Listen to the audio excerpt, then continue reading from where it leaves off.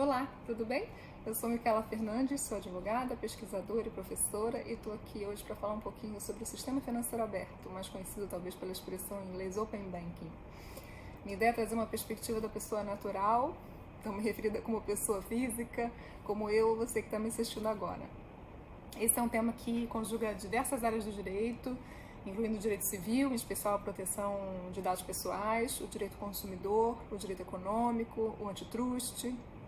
Esse novo sistema financeiro aberto estava previsto originalmente para começar a ser implementado agora, no dia 30 de novembro, em 4 fases, mas o Conselho Monetário Nacional decidiu por adiar um pouquinho para 1º de fevereiro de 2021, a implantação da primeira fase, em parte pelas dificuldades extras trazidas pela pandemia nesse ano de 2020, né?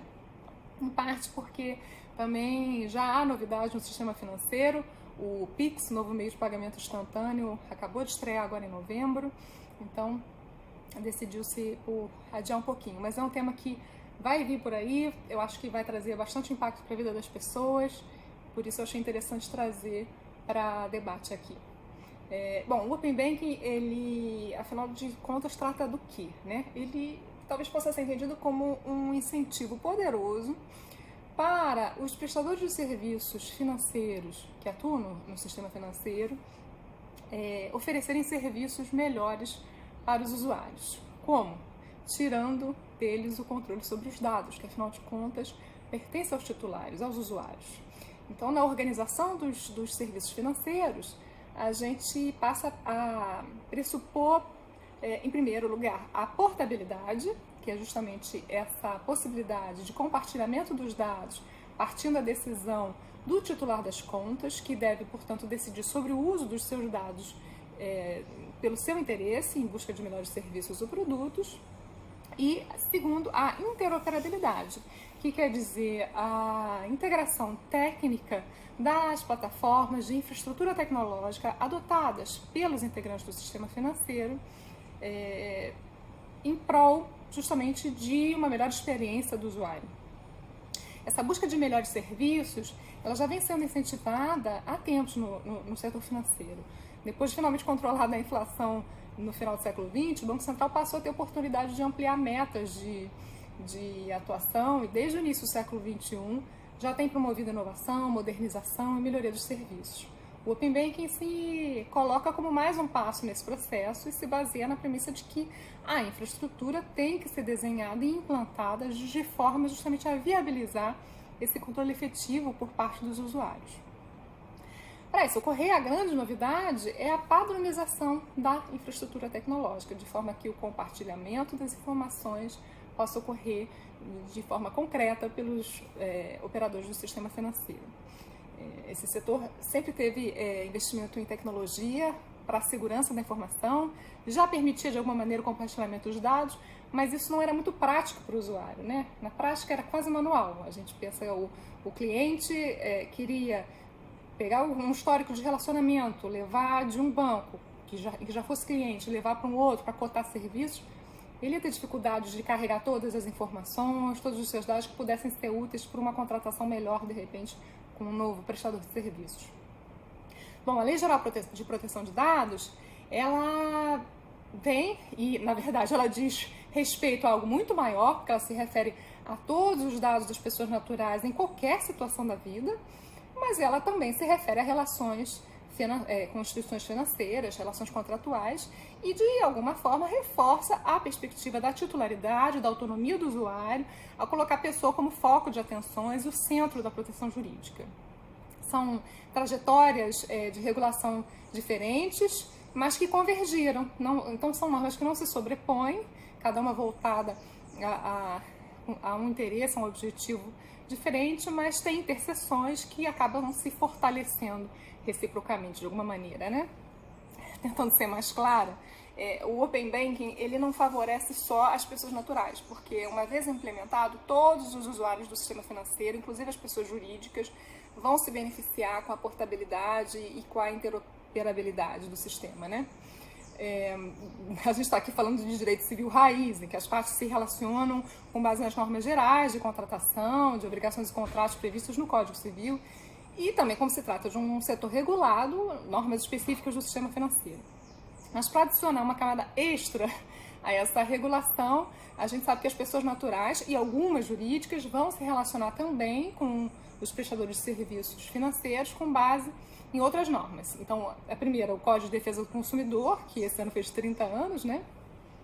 E que, se baseando na premissa de que as partes assumem posições desiguais, ele trouxe uma série de mecanismos para buscar reequilibrar essa relação que é essencialmente desigual. Por exemplo, inversão de ônus da prova, por exemplo, redução dos pressupostos para revisão contratual, nulidade de cláusulas abusivas, entre outros.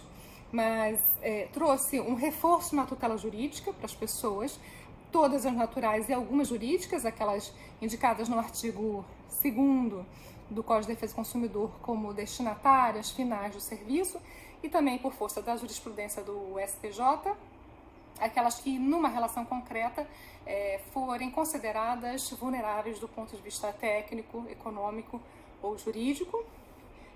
E, além disso, a LGPD vem, mais uma norma, adicionando mais um reforço à tutela jurídica, agora só para as pessoas naturais, não mais as pessoas jurídicas, e, de alguma maneira, ela traz uma sistemática que inaugura mecanismos criados para assegurar mais controle pelos titulares, mais responsividade pelos agentes de tratamento de dados, reforçando uma série de princípios, de práticas que de alguma forma densificam o direito à autodeterminação informativa e outros direitos apontados na lei, como privacidade, entre outros, né?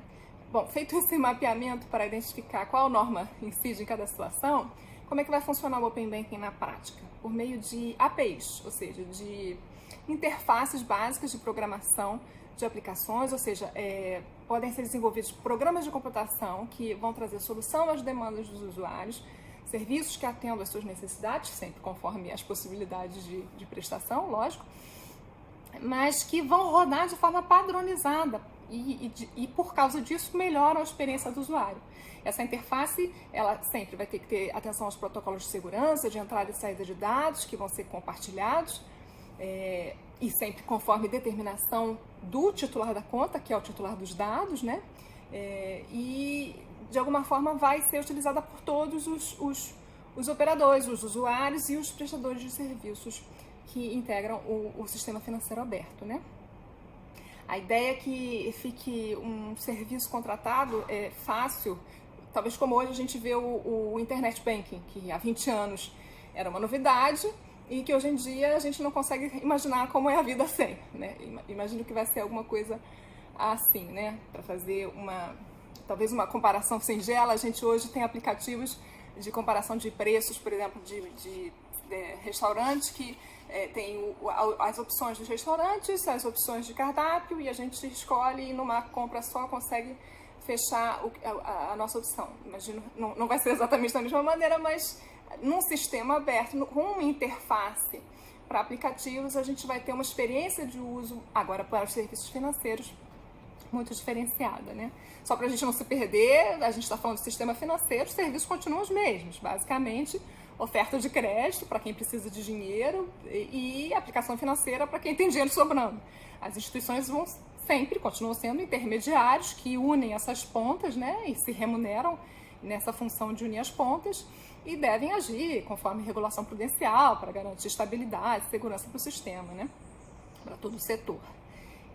O que a gente vai ter de diferente são as ferramentas tecnológicas que podem incrementar os serviços, sofisticar, promover diversidade de serviços. A interface ela vai permitir a cada pessoa ter acesso aos dados, não só os próprios, mas dos serviços com muito mais facilidade, né? E a gente sabe que entrando essa facilidade aumenta a concorrência, e entrando um pouquinho de direito antitrust, havendo concorrência, o serviço vai melhorar, né? Hoje os bancos cobram taxas de juros altas, a Selic já baixou bastante, mas os juros ao usuário final para empréstimo pessoal ainda são muito altos, e em parte a gente sabe que essa margem alta por conta de falta de concorrência não é a única razão, mas essa é uma razão sim. Há uma assimetria de informação gigante, falando um pouco em economês, e os bancos se valem disso, e a ideia é que a gente possa diminuir essa simetria de informação e diminuir os custos de transação também, ainda em economês, para os usuários, né? Então, o trabalho que dá hoje para um cliente tentar negociar melhores condições para a obtenção de um serviço, seja um empréstimo, seja uma aplicação financeira, buscar outra instituição, é muito grande, às vezes, em comparação com o benefício que ele consegue obter. Se a gente diminui esse custo, a gente consegue oferecer ferramentas concretas que aumentam o seu poder de barganha, que aumentam a chance dele buscar melhores serviços, né? E isso também vale para as instituições financeiras, né?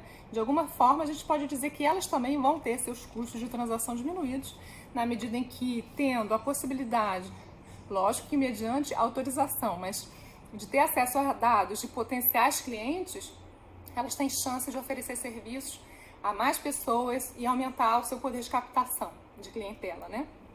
Enfim, para concluir a conversa, porque eu não posso me estender muito aqui com o tempo, com foco agora em alguns pontos acho de atenção que acho que vale destacar relacionados à LGPD, eu queria destacar 5 pontos. Primeiro, em relação aos dados sensíveis.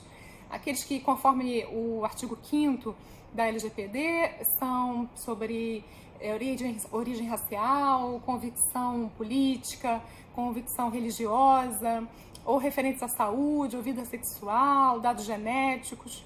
São dados que são sensíveis justamente porque podem levar o seu uso a discriminações ilegais, exigem um especial cuidado para acesso e tratamento, né? Em regra, eu não vejo como possam ser compartilhados nesse sistema, né? Se forem, conforme previsto no artigo 11 da lei, eu acho que as finalidades vão ter que estar muito especificadas, amparadas na legalidade constitucional, e tem que haver o consentimento específico destacado do cliente. Embora o inciso 2 do artigo 11 até preveja alguns usos sem consentimento, eu não vejo, em princípio, como esses dados possam ser compartilhados no âmbito das relações financeiras, não sem a anuência do titular, né? Que, enfim, pode ser credor ou devedor, dependendo da ponta em que ele tiver.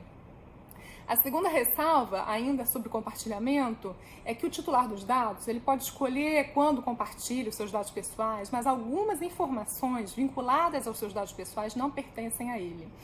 Então, pontuações de crédito que são definidas por cada instituição, conforme seus critérios próprios de metodologia, conforme, enfim, a avaliação própria, elas não são compartilhadas. Essa me parece justamente uma das exceções previstas na Lei Geral de Proteção de Dados, indicada como segredo de comércio ou indústria. Eu prefiro a expressão genérica segredo de negócio. Mas, então, aqui há um não compartilhamento, não é do dado, mas de uma informação no interesse da instituição, mas me parece que com amparo legal. A terceira ressalva é que, além dos dados sensíveis e das metodologias de pontuação, também as credenciais ou informações adotadas para autenticar os usuários, como token, chave de segurança, não são compartilhadas.